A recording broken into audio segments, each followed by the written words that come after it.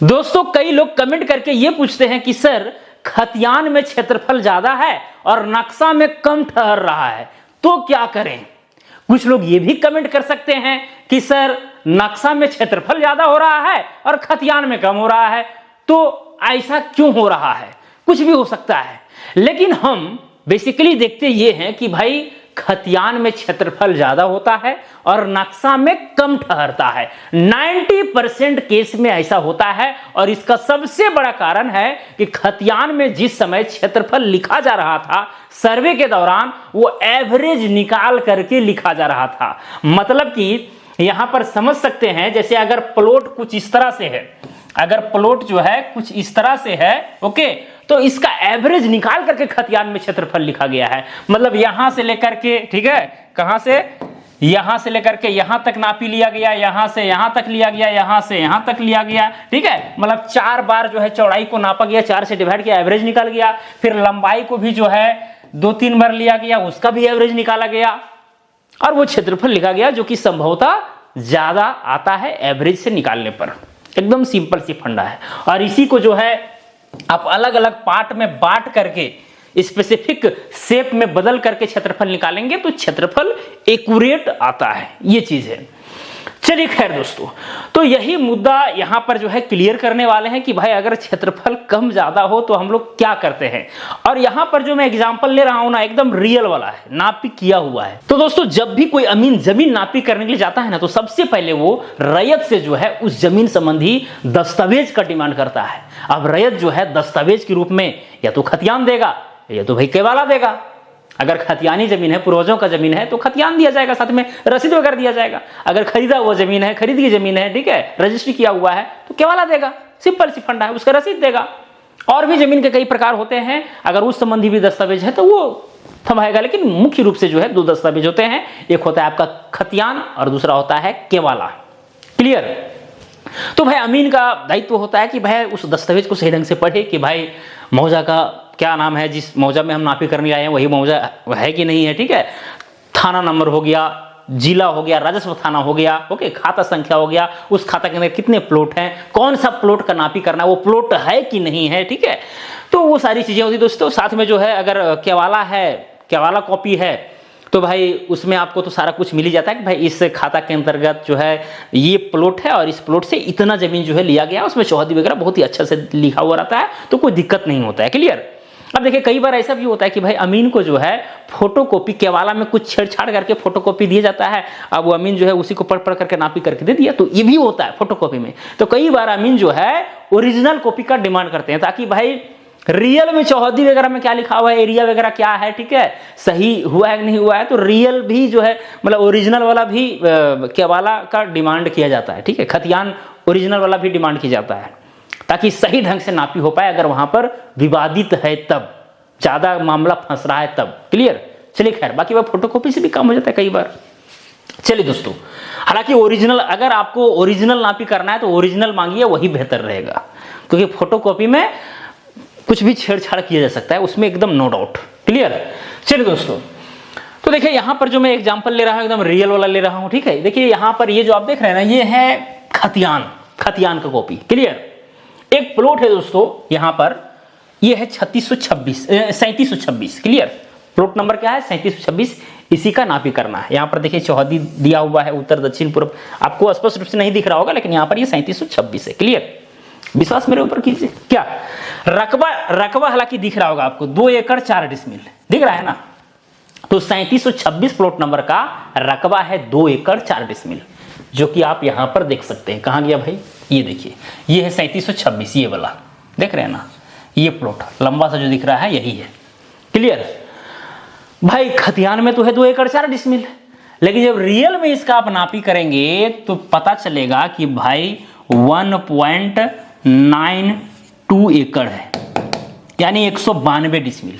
अब कितना जमीन यहां पर कम है, 8×4=12 डिसमिल जमीन कम है, 12 डिसमिल जमीन यहां पर कम है।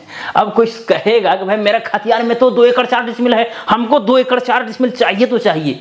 कहां से चाहिए भाई, कैसे मिलेगा, नहीं मिलने वाला है। सिंपल सी फंडा है। क्यों नहीं मिलेगा, भाई जब भी खतियान और नक्शा में किसी तरह का कॉन्ट्राडिक्शन हो रहा है तो नक्शा सर्वोपरि रहेगा। हालांकि मैं मानता हूं कि खतियान भी अपने आप में भाई बहुत ही पावरफुल है, उसी के माध्यम से आप इस प्लॉट पर आए हैं, लेकिन भाई ये प्लॉट जो है ना, सर्वे का जब रूल आप पढ़ेंगे, सर्वे जो सर्वे होता है उसमें चीजों को पढ़ेंगे तो पता चलेगा कि पहले नक्शा बनता है, पहले उस मौजा का क्या होता है, नक्शा बनता है, किश्तवाड़ का काम होता है, उसके बाद खानापुरी होता है, और खानापुरी में ही जो है उस जमीन संबंधी दस्तावेज तैयार होते हैं। क्लियर? तो नक्शा को प्रायोरिटी पर रखना है, इस बात को आपको ध्यान। अगर 12 डिसमिल कम है तो कम है, ऐसा नहीं है कि 2 एकड़ 4 डिसमिल ठहराने के लिए आप दूसरा के प्लॉट में चढ़ जाएंगे, ऐसा कतई नहीं होगा। नक्शा जो बोलेगा वही धरातल पर होगा, सिंपल सी फंडा है। और अमीन का भी दायित्व है कि जो नक्शा कह रहा है वही काम आप कीजिए धरातल पर। क्लियर सकट, मतलब क्लियर बात है। लेकिन हाँ, अमीन का यह भी दायित्व है कि भाई अगर 12 डिसमिल कम हो रहा है तो कहीं मेरा नक्शा तो गड़बड़ नहीं है, क्योंकि कई बार क्या होता है कि भाई अमीन लोग जो है दस्तावेज मतलब नक्शा को चेक नहीं करते हैं, चेक करना जानते भी नहीं है कि भाई चेक हम कैसे करेंगे, अगर गलत है तो करेक्शन के आधार पर नापी कैसे करेंगे, ये भी उनको पता नहीं है। तो अगर ऐसा है तो भाई भी गड़बड़ है। आप हर एंगल से इसमें जो नक्शा में दाखला वगैरह होता है, डायगोनल स्केल होता है, उसको चेक कर लीजिए। अब वो सही है, उसके बावजूद भी अगर कम है तो कम है, ठीक है, और नक्शा के आधार पर ही 1 एकड़ 92 डिसमिल उसको जमीन मिलने वाला है, और 1 एकड़ 92 डिसमिल के आधार पर ही बंटवारा होगा। जमीन नापी में दोस्तों मेन होता है बाउंड्री। ये जो बाउंड्री देख रहे हैं ना, अगर बाउंड्री में इधर यहां से लेकर के, ये देखिए बाउंड्री का ये कोना है, एक कोना यहां है, यहां से यहां अगर है 2 जरीब 10 कड़ी, तो भाई 2 जरीब 10 कड़ी ही रहेगा, आप इसको इंक्रीज डिक्रीज नहीं कर सकते।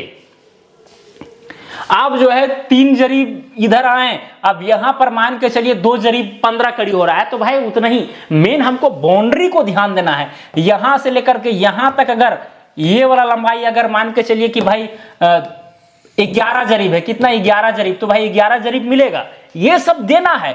अब भाई इतना देने के बाद सारा बाउंड्री का लंबाई नक्शा के आधार पर हम ग्राउंड पर दे दिए हैं। अब इसके अंदर जमीन कम रहे या ज्यादा रहे, भैया हम कुछ नहीं कर सकते हैं, हम बाउंड्री नाप के दे दिए ना।